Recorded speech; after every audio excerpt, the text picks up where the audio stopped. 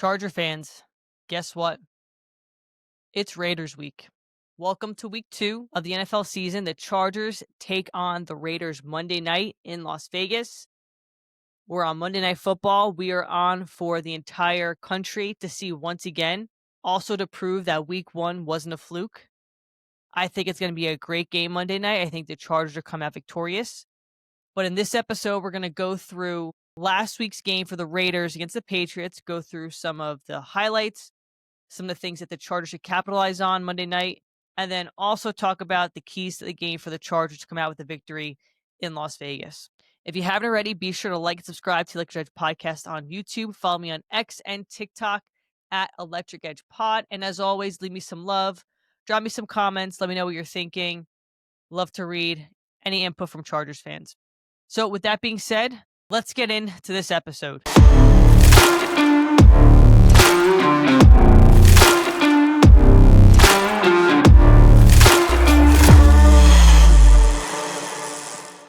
The Raiders went into Foxborough, took care of business. They won 20-13 over the Patriots on Sunday. Geno Smith, I believe, had over 300 yards passing. Ashton Johnty had a touchdown. But the Patriots are in which I believe, a development growing phase. Drake May's in year 2. They got a new head coach. They have a lot of young talent. So I don't think it's the best opponent to judge the Raiders' performance on. But with that being said, they did come out with a win on the road on the East Coast. So that's a plus for them. I do want to highlight some of the bright spots for the Raiders and some of the weak spots that the Chargers could capitalize on Monday night. Some of their offensive line played great. Others were at the bottom of the barrel in PFF grades this week. As far as tackles, Colton Miller ranked 13th among all tackles in week 1, and he had the 4th highest pass blocking grade. He was definitely one of the bright spots for that Raiders offensive line. However, JPJ and Dylan Parham were in the bottom 15 among guards, and DJ Glaze was near the bottom among tackles last week. Their center, Jordan Meredith, broke into the top 20 for centers at a 39. So there's definitely some weak spots on that offensive line that Jesse Minter should try to exploit, load one side up. I mean, it looks like their interior's pretty weak. Tier Tar had a great game last week. Let's see if he can repeat it this week. But having that inside pressure can also affect, 1, Geno Smith and his clock to get the ball out of the pocket, and 2, stop the run in Ashton Johnty. If you're going to talk about the Raiders' weapons, Johnty and Brock Bowers are their 1-2 punch right now. So if you can eliminate one, then you can isolate Bowers with Derwin James to stop him. On to receivers. So Jack Beck, who's a rookie they took this year in the draft, placed 5th among all wide receivers, despite a small number of snaps for PFF grade. And then Jacoby Myers was ranked 17th in week 1. It's going to be a different ball game with the Chargers defense. I mean, the Chargers defense played phenomenal Friday. It's going to be interesting to see how they stop the Raiders' weapons. And like I said, their 2 main bright spots in Bowers and Johnty. Brock Bowers finished inside the top 10 for tight ends, and so did Michael Mayer. So they got that 1-2 punch at the tight end spot. So that's something to keep an eye out for, and I'm sure Jesse Minter and the gang are game planning for that. On the defensive side of the ball, Maxx Crosby landed in the top 25 among edge rushers. Linebacker Jamal Adams, who converted from safety to linebacker, he ranked 2nd best in the linebacker group for week 1. However, their areas of concern on the defense include their secondary and some of their linebacking core outside of Jamal Adams. I think, once again, the Chargers are going to be in that throw mode. I think this week, Justin Herbert is going to pick apart that secondary for the Raiders. But it's also a division game, different type of energy level that goes into it. But I think it's going to be another solid game for the Chargers. I think, though, that the Raiders are going to be about a 500 team this year. So they're going to be solid, and they definitely have improved from last year. I just think that the Chargers are going to be firing all cylinders Monday night and go in there and take care of business and be 2-0 leaving Las Vegas. So let's talk about some keys to beat the Raiders Monday night. Some of it's going to be a repeat of playing the Chiefs, right? Some of the same fundamentals that they need to do in order to come out with a win Monday. So protect Herbert. On that defensive line, you really have to worry about Maxx Crosby. Last year, when the Raiders played the Chargers at home, it was Joe Alt's debut, and Joe Alt took care of business against Maxx Crosby. Stop Maxx Crosby, give Herbert a few seconds to throw the ball, good things happen. And we saw that last Friday against the Chiefs. So that just needs to be a replay. And Herbert needs to just use all his weapons. I mean, he threw to 7 different receivers against the Chiefs. We got the run game somewhat involved. I think that needs to improve this week, which I'll get to. But I think Greg Roman has finally unleashed the version of Herbert we've all been waiting for.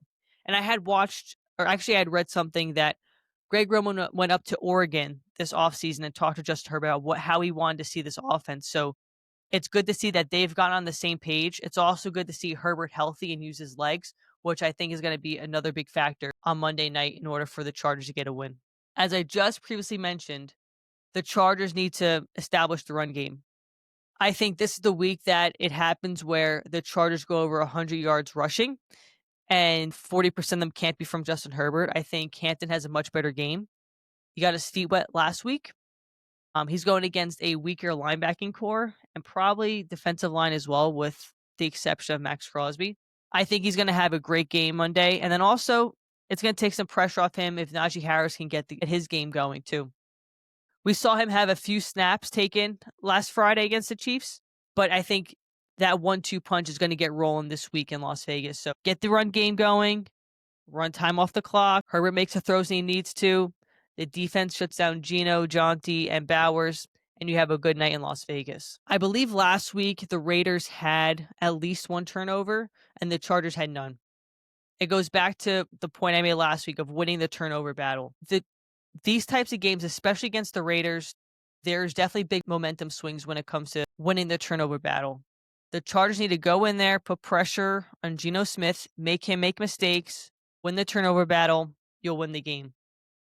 I was at that game in 2023 when the Chargers lost 63-21, and it was 21-0 after the first quarter, and the Raiders were just capitalizing on every opportunity to get a turnover.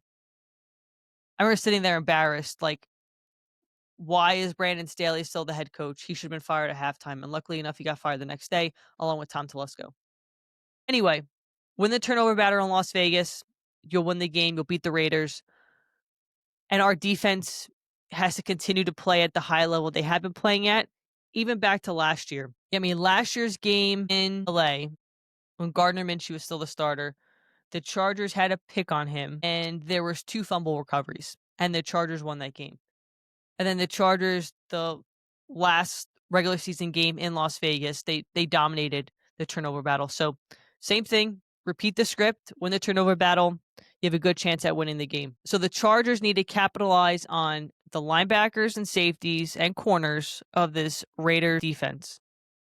Go with the same game plan, have Keenan Allen, Ladd McConkey on the field, you have QJ, capitalize on that middle of the field. If you can do that, you're going to be successful against this defense. Like I said, their defense isn't that strong. They definitely have some weaknesses in that secondary and linebacking core.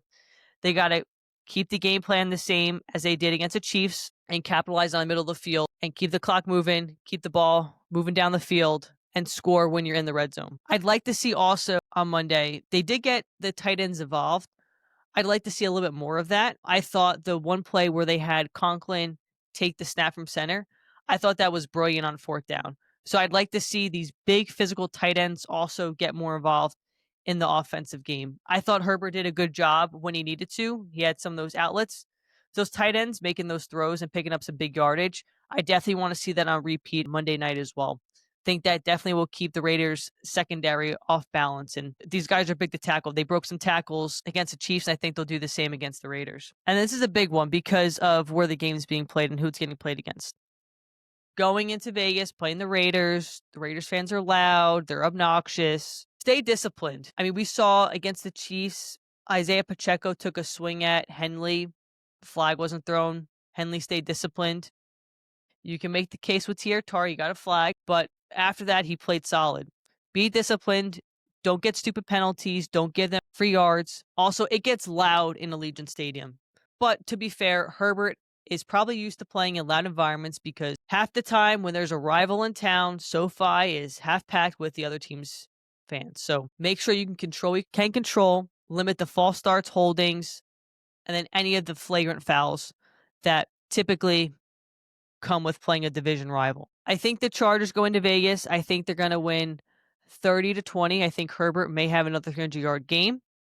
I think Hampton also scores his first touchdown of his career on Monday night. And my bolt blast for this week is that the defense is going to force at least 2 turnovers against the Raiders Monday night. Our defense played very well last season against the Raiders, forced turnovers.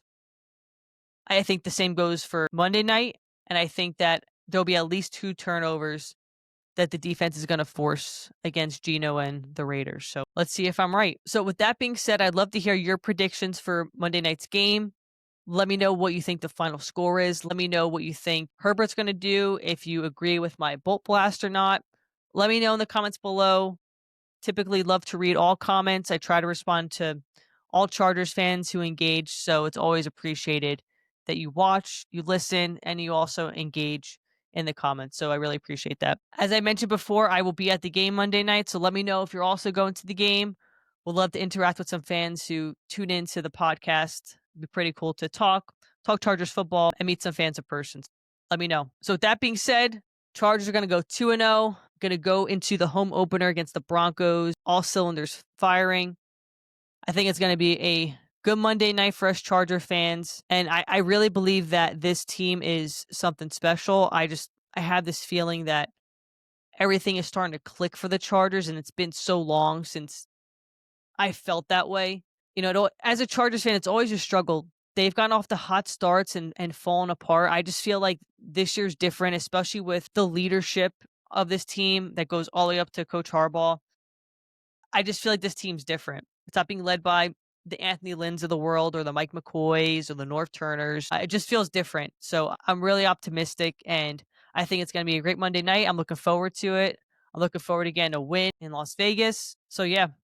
But with that being said, thanks for tuning in. And as always, go Chargers and bolt up.